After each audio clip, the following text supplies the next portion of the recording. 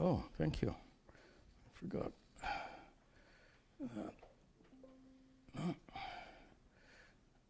There we go.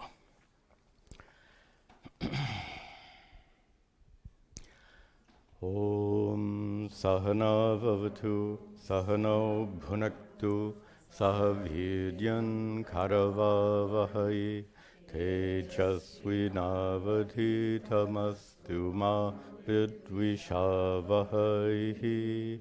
Om Shanti Shanti Shanti Chaitanyam Sarvagam Sarvam Sarvaguhaguhashayam Yat Sarva Vishayatitam Tasmai Sarvavide Namaha.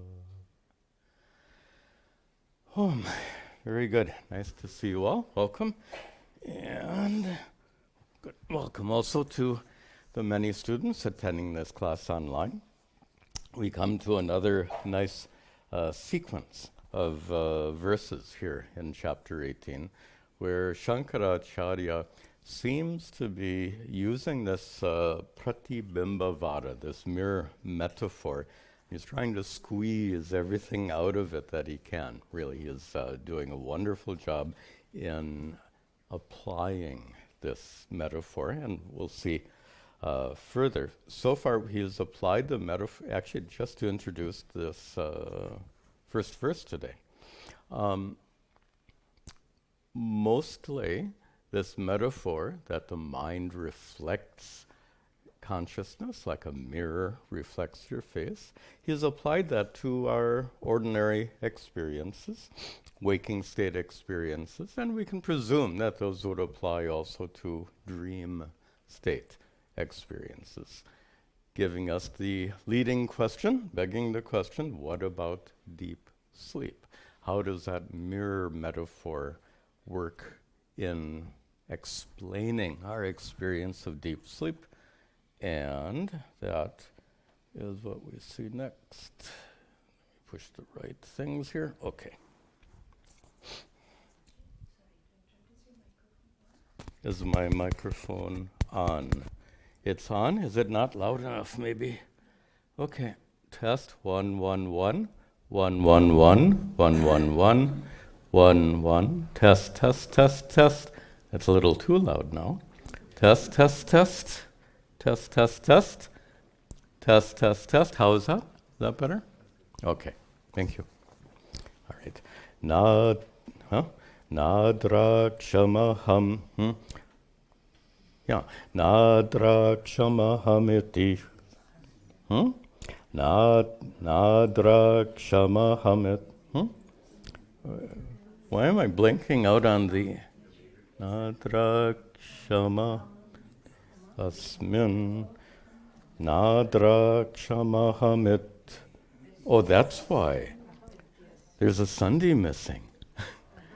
Yeah, it's a typo. You can't chant it like this. Nadrakshamaham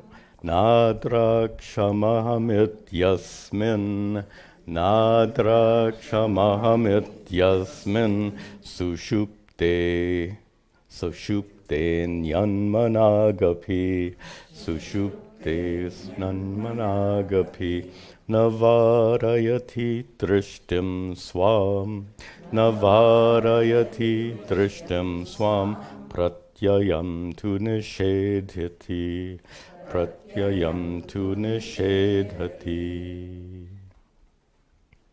So, asmin sushupte, in the state of deep sleep, right? Jagrat, swapna, sushupti, in the state of deep sleep. And what is your experience in the state of deep sleep? Na adraksham aham. Aham, I. Na adraksham, it's a past tense verb. I saw nothing. Iti, thus is your experience in deep sleep, an experience of nothing. Now, there are two ways of interpreting that experience And the two ways are possible. One way is you ceased to be the observer of your mind, sakshi. Sakshi ceases to exist in a state of deep sleep. That's a logical explanation, is it not? No, do you know what? That shows how... Sorry to make a point here. There's a problem if you get indoctrinated into the teachings of Advaita Vedanta and you take it as a belief system. So no, Sakshi can't possibly disappear in deep sleep. We have to keep our minds open here to follow Shankara's arguments. This is not a matter of belief. And I'm afraid if I've indoctrinated you into Advaitic beliefs, I've made a mistake. This is not a matter of indoctrination. This is not a matter of belief. We have to consider all the possibilities. And it indeed is a logical possibility that your consciousness blinks off in deep sleep, which is why when you wake up again and your consciousness blinks on, you have this experience, na adraksham aham. That is a logical possibility. Do not refute it. And this is actually very important for our Buddhist friends. Two major schools of Buddhism are based on this. If you reject it out of hand, you've rejected half of Buddhism. There are a lot of people who would take offense to that. So you get my point, right? This is not a matter of belief. I mean, you've heard this so many times that your consciousness continues unabated in deep sleep, and you've believed it. And that's a problem. Because it's not a matter of belief. This is a truth to be understood. So with that in mind, let's continue. So it is indeed a logical possibility that your consciousness blinks off when you in deep sleep. I've used a silly metaphor like the light bulb in your refrigerator. Close the door and it goes off. Of course, it's a silly and incorrect metaphor, but it's just nice to see that. But there's another possibility. And I've joked with you on this light bulb thing. How do you know the light bulb goes off? It's a presumption. Unless you are inside the refrigerator and somebody shuts you in there, it's a presumption on your part that the light bulb goes off. So, which shows that it's not the only way of explaining the light bulb. It's not the only way of explaining the experience of deep sleep. The other way of explaining deep sleep, as you know very, very well, is consciousness continues without change, but there is nothing to be observed in deep sleep. An observer without an observed. Consciousness without an object. Sakshi without sakshya is the correct term for that. So that's the other possibility. Now, these, logically speaking, just based on simple logic, both of these are equally possible. Until we explore it a little further, we'll find out why they're not equally possible. But let's begin at this point. They are both adequate explanations of the experience of deep sleep. But now we have an opportunity to apply our mirror drishtanta. So I've explained this in many other ways before, so I'm not going to repeat any of those ways. But let's explain that experience with the mirror drishtanta, since that's our context. So suppose you're looking at a mirror, and the mirror is quite close to your face, so that all you see in the mirror is your face, which means you don't see the edge of the mirror. You get the idea. You only see your face. Suddenly, the face goes away. That would be weird, wouldn't it? Think about it. I mean, this is a thought experiment. And like my guru used to call this open eye meditation. So you're looking at this mirror and suddenly gone. How to explain that experience?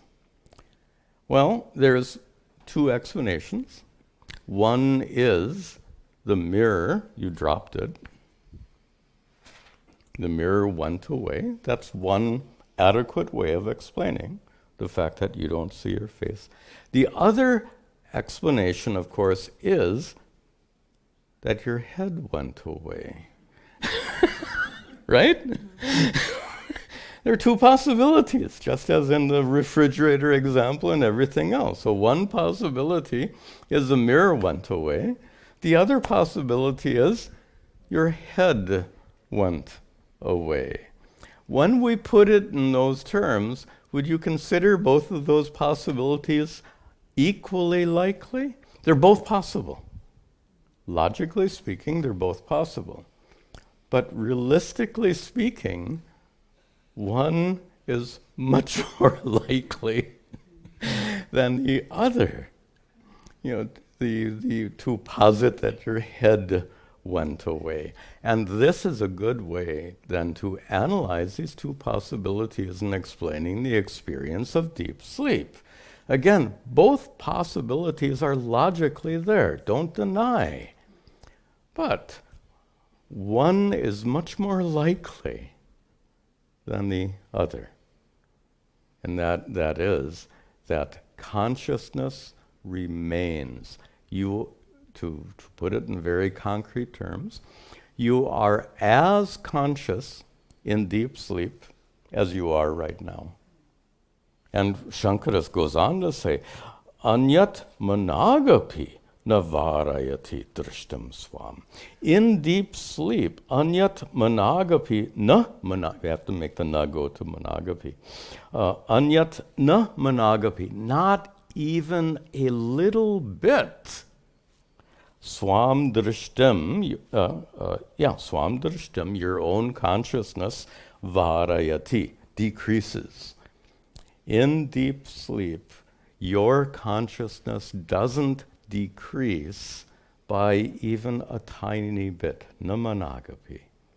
You remain as conscious in deep sleep as you do in right now, as you are right now. And to apply our mirror drishtanta in this situation, consider this. Every moment you are aware of what's happening in your mind. All day long, every moment you're aware of what's happening in your mind. Then, when you're dreaming, every moment you're aware of what's happening in your mind. That establishes a continuity of consciousness, leading to the extension. Now, please bear in mind, this is not a proof.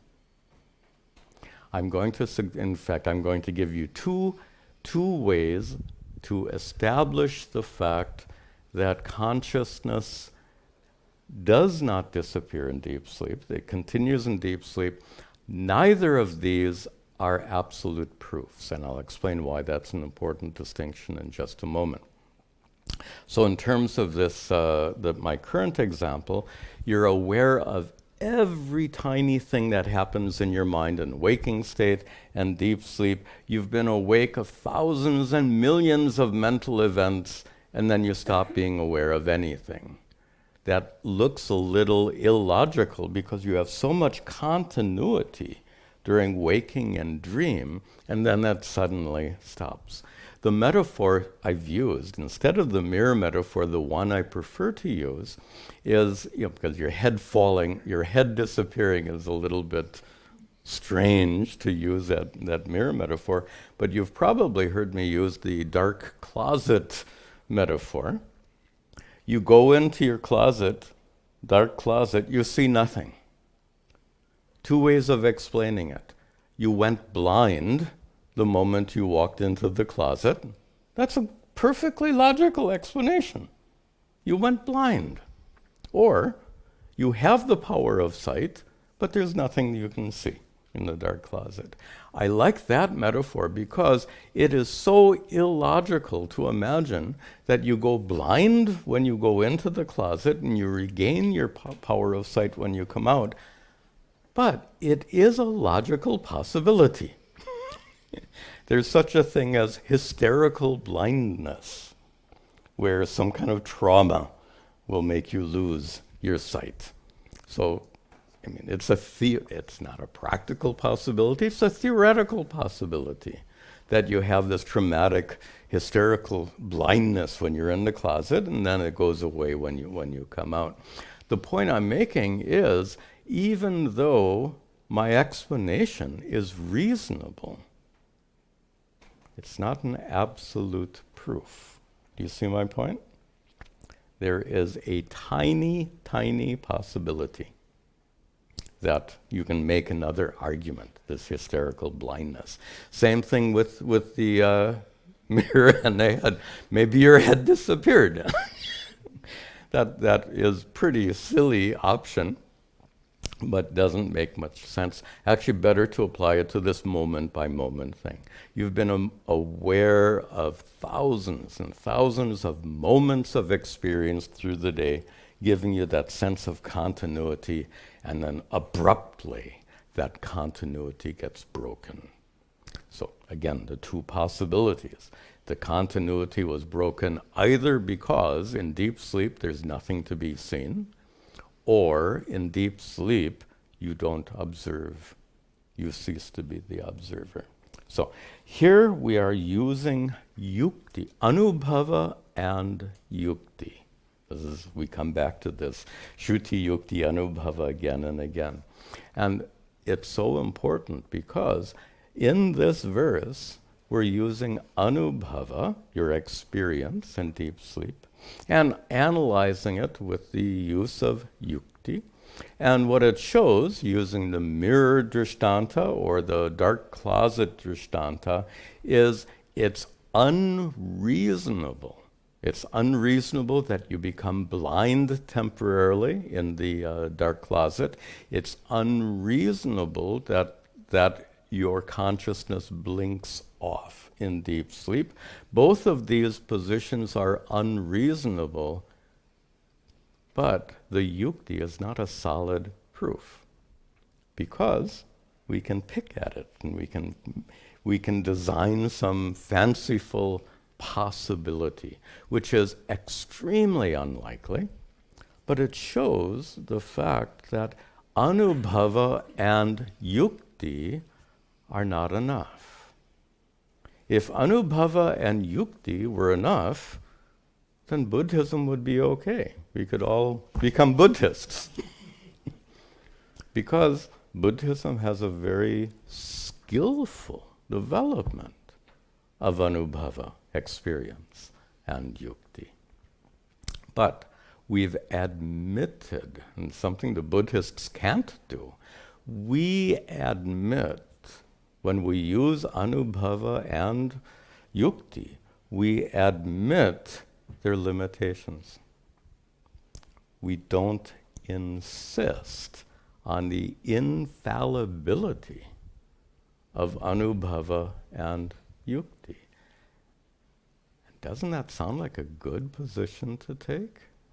Very wise position to accept the fact that we can make mistakes, that our intellects are limited, and we need some assistance. If we want to discover an absolute truth or a fundamental reality, we should be ready to admit anubhava and yukti are not enough, which is why in the very next verse, Shankara brings us shruti. This is the missing link, so to speak, the missing bit. And the shruti, let's see the verse and then we'll discuss it further. Swayam Jyotirnahi Drashtur, Swayam Jyotirnahi Drashtur, Ityevam Samvidostitam, Ityevam Samvidostitam, Kautastyam Chatatastasyah, Kautastyam Chatatastasyah, Pratyayasya Chaluptatam, Pratyayasya Chaluptatam. So he starts giving examples from Shruti. Just take the first one. Swayam Jyotihi, self-shining. Jyotihi, a light, which is Swayam Jyoti, which is a self-shining light. And the common metaphor is the sun is Swayam Jyoti, unlike the moon, which reflects the light of the sun. And in this metaphor, consciousness is Swayam Jyoti. Like the sun, it doesn't require anything else to shine. It is shining by its fundamental nature. And the sun may appear to go off. The metaphor for deep sleep is night. Nighttime, what happens to the sun? The answer to that question is nothing. The sun still shines. Does it become a little bit dimmer at night? So, namanagapi varayati. Not even a little bit does the sun become dimmer at night. So this is a metaphor to describe Swayam Jyotihi Chaitanya, consciousness, which is self-shining. And since it's self-shining means shining by its very nature is to shine, and the nature of something doesn't change unless you do something to change it. So this pot is what it is unless you do something to change it. It continues to be pot. If you leave it alone, it continues to be pot. If you leave the sun alone, it continues to shine. Because it's the nature of the sun to shine. It's the nature of consciousness to illumine. And it's a huge discussion. We're not going to get into it. You can't do anything to consciousness because it's a different order of reality. Let us set that aside. That's really not our topic here. So, sun continues to shine. Consciousness continues to illumine. Here we bring in Shruti. Now, is this Shruti, is it a matter of belief? Well, if we didn't have Anubhava and Yukti, it would be. Scripture says consciousness is Swayam Jyoti. Okay. You say, Haji. Sorry, I don't mean to make fun of anyone, but that's a typical Indian response. So, that's belief. And as I said so powerfully before, making that point, this is not a matter of belief. A way of understanding it is this.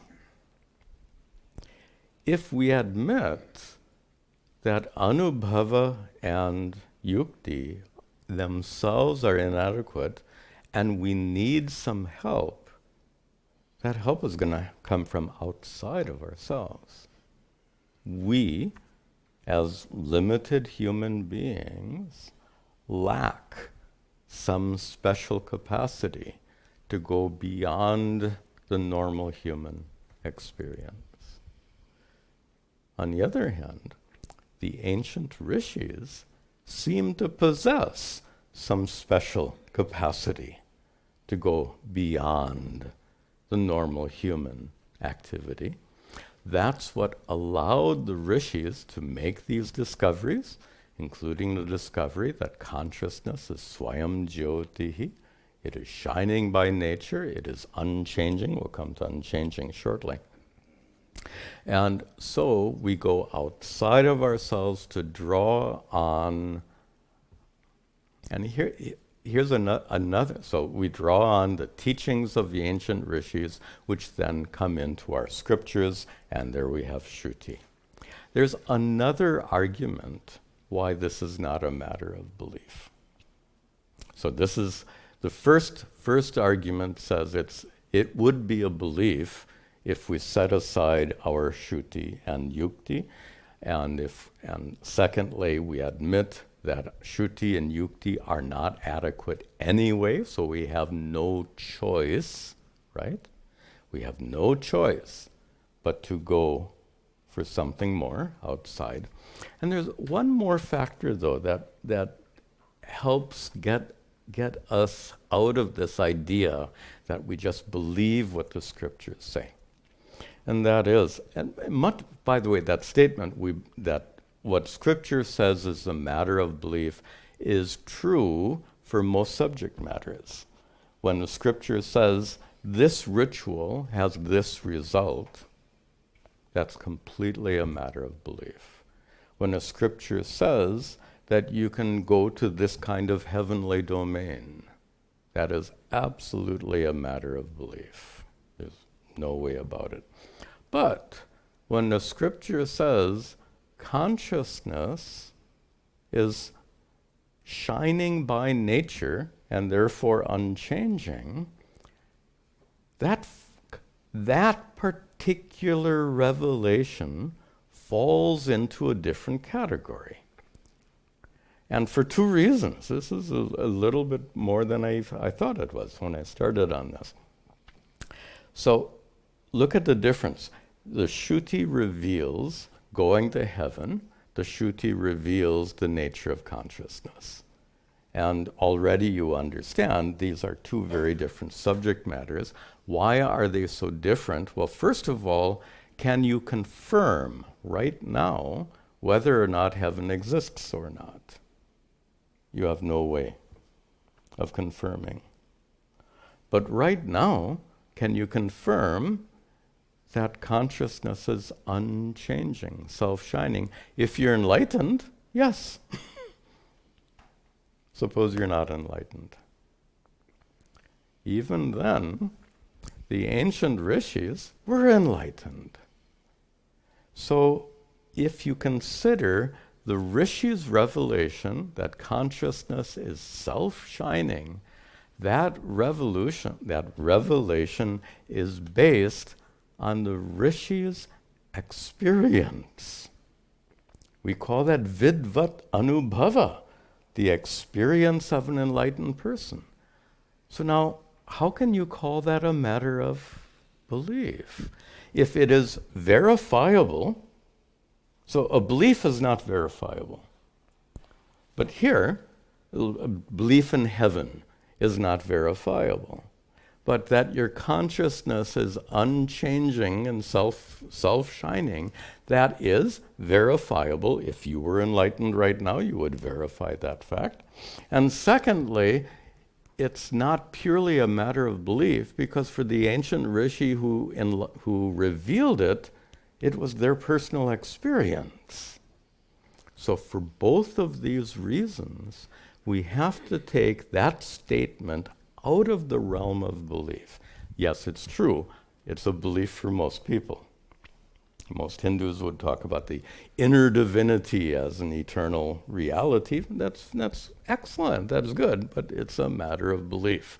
Our goal is not to believe something here. Our goal is to gain knowledge. Okay, so what I probably went on too long on that point, but it's a really important point to know that, to understand that Shruti and Yukti are inadequate. We need the help of Shruti, but we use Shruti not as a source of belief. We use it as the third leg of a table, Shruti Yukti Anubhava. And further, we know that what the Shruti reveals about consciousness was based on the experience of an enlightened person. So not a matter of belief. So first example, Swayam Jyotihi comes from the Brihadaranyaka Upanishad. And then another example he gives, Shankara gives, from Brihadaranyaka Upanishad, Nahi Drashtur.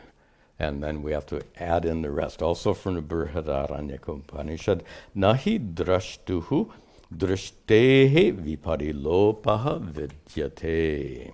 So Shankara just gives the first couple of words because you know the rest of it, right? Even I have to read down here, so that's okay. You don't have to remember all this stuff. In fact, this is going to be a satsang question. Does being enlightened depend on memory? If it does, I'm in trouble.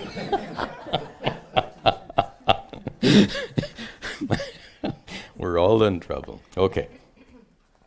Drashtra is the noun, agent noun, seer, observer, consciousness, sakshi. Drashtra, in the genitive case, becomes drashtuhu, for the seer. For drashtuhu, drashtehe, drashtuhu, of the seer, of the observer. Drishtehe is the word drishti, seeing, consciousness. Drishtehe, of seeing, na viparilopaha vidyate, na vidyate, there is no viparilopaha, which is a fancy word for it doesn't go away.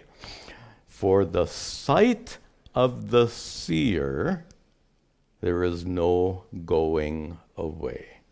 That's what it means. For the sight, the literal meaning. Nahi drashtuhu drashtehe viparilopaha vidyate. For the sight of the seer, there is no going away. For the consciousness of the, now comes a paraphrase, for the consciousness of the sakshi, there is no interruption. So for the consciousness of the sakshi, there is no interruption in the state of deep sleep, is the context. So this is what we have. So iti evam, thus, based on these statements of Scripture. So first, we give benefit of doubt to Scripture. Again, we're not believing in Scripture because we're not taking it separately without anubhava and yukti. Mere belief is just to take Scripture alone. We don't do that. So we take Scripture along with anubhava and yukti iti evam, and thus samvidaha astitam, and thus the samvit is another word for consciousness. Samvit. Samvidaha astitam, for the existence of consciousness. That iti evam is a big therefore. So therefore, Shankara concludes, samvidaha astitam, the existence of, for the existence of consciousness, there is such a thing as kautastyam. Kautastyam means permanence. Comes from kutastha. Kuta is anvil.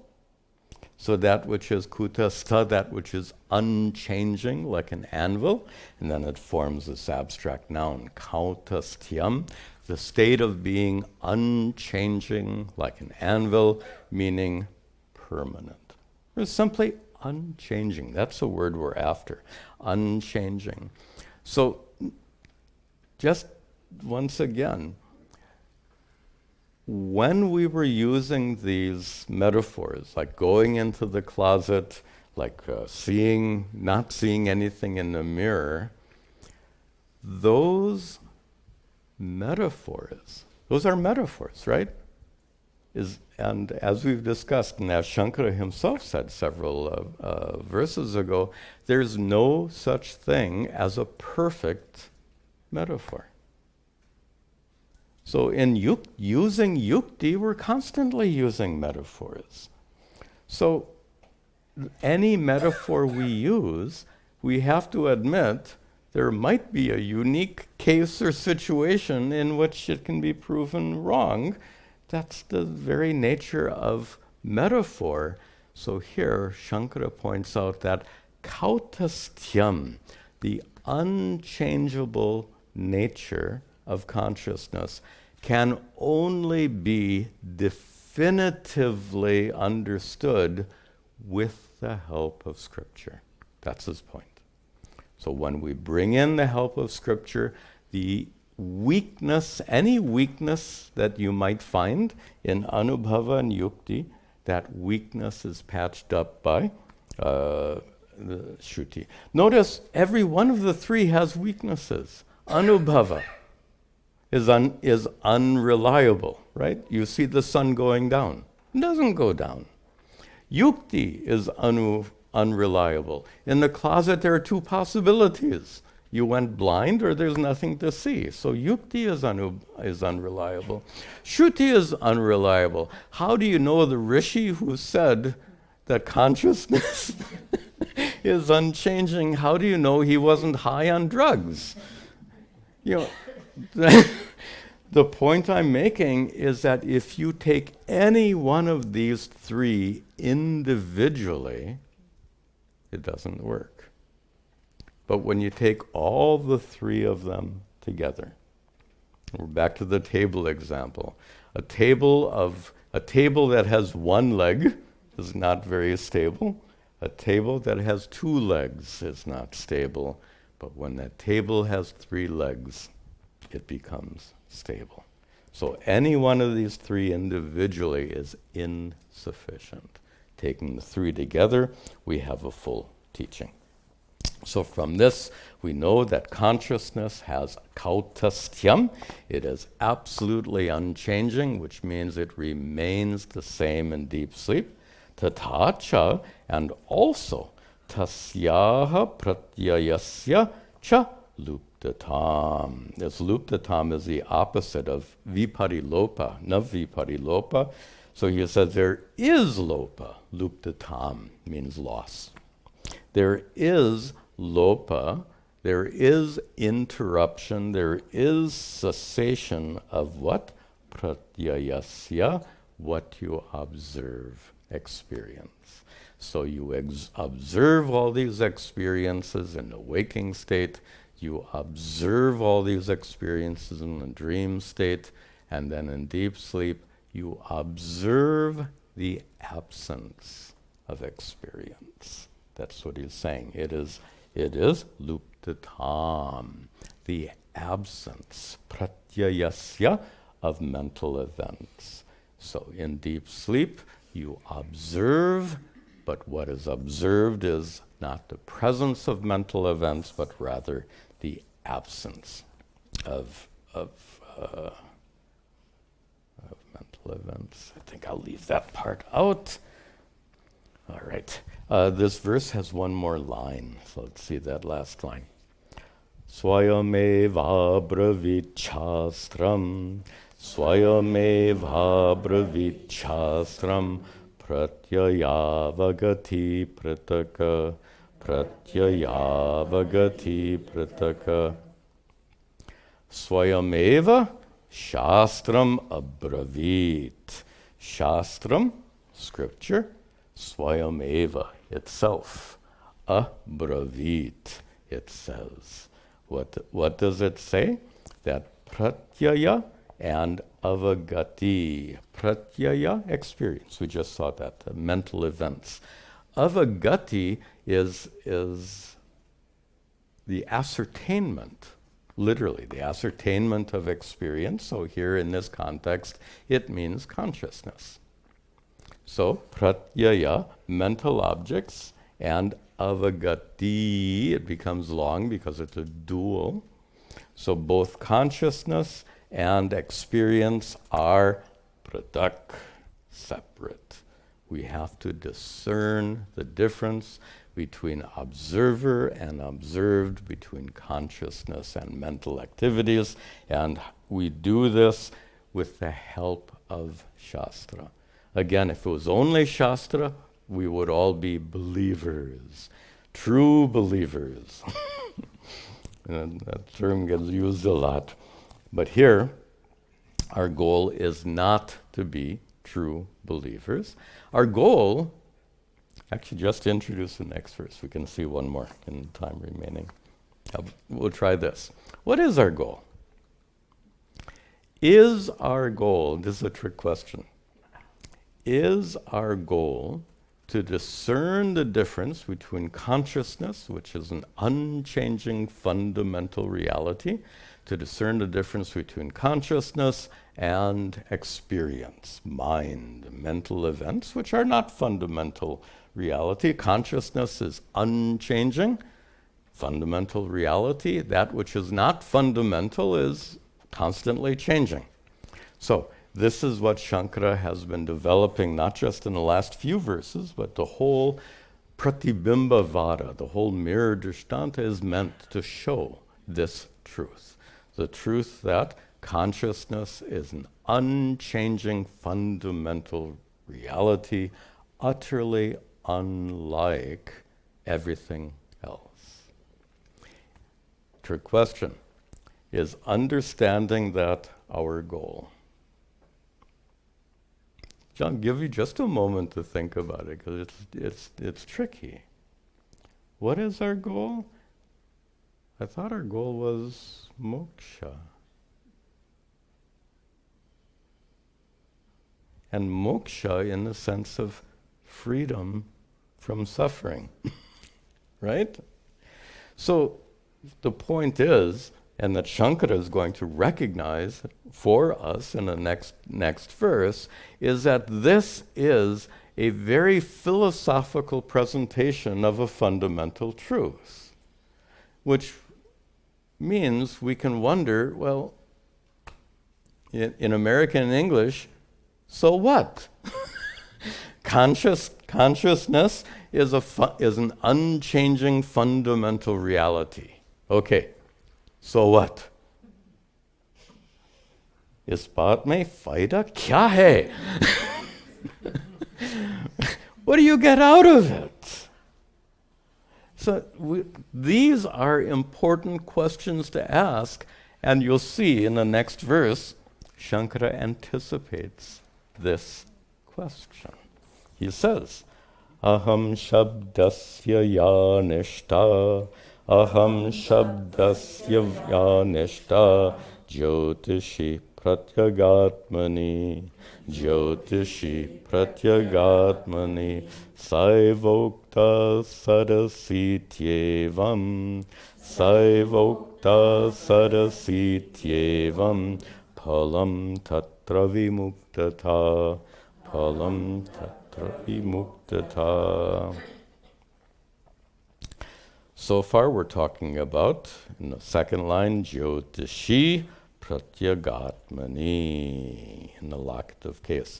We're talking about Vishaya Saptami. We're talking about Pratyagatma, the inner self, your true nature, being Jyoti. Jyotis is the undeclined form, light, the light of consciousness.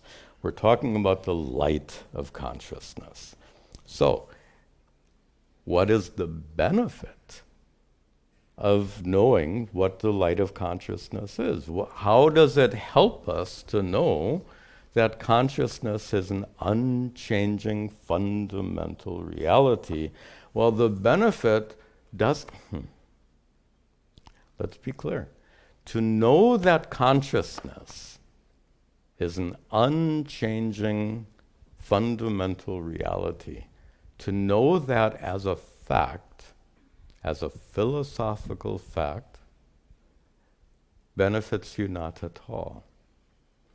I know that consciousness is an unchanging fundamental reality. So what? So that now the question becomes absolutely valid. What is the benefit of that philosophical knowledge, of understanding that concept? The benefit is I don't know what, there's no significant benefit at all unless you're in love with philosophy and you've discovered this new idea. The benefit only comes not when you understand that consciousness is an unchanging fundamental reality, but when you understand that I am that consciousness, which is a fundamental reality. That's a huge step, right? It's not hard to understand the concept that consciousness is a fundamental reality, but there's no fruit. Moksha doesn't occur with that understanding.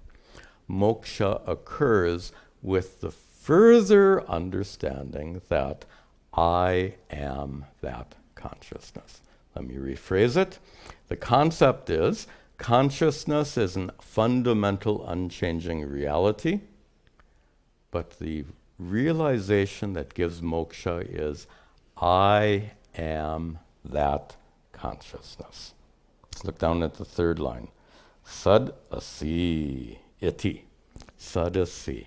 You are that. Tatvamasi is referring to. Or aham brahmasmi. These mahavakyas are crucial in connecting you to that profound philosophical truth.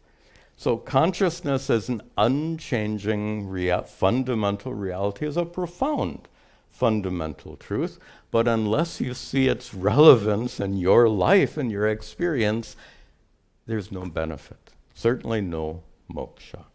So moksha comes when you personally recognize the implication of that profound philosophical truth. The consciousness which is a unchanging reality is me. I am that consciousness. Now, notice I've used the word I. I is a pronoun. And that's what Shankara begins with. He says, aham shabdasya, for the pronoun I, ya nishtha. Here nishtha means it's referent. Every pronoun has a referent. What does I refer to? Well, most of the time, I refers to body, mind, roles, everything else. But when the referent for I gets switched, so instead of saying, I am the one who walked into this room an hour ago and sat down in this chair and has been teaching, to shift the I from that referent to Jyotishi Pratyagatmani.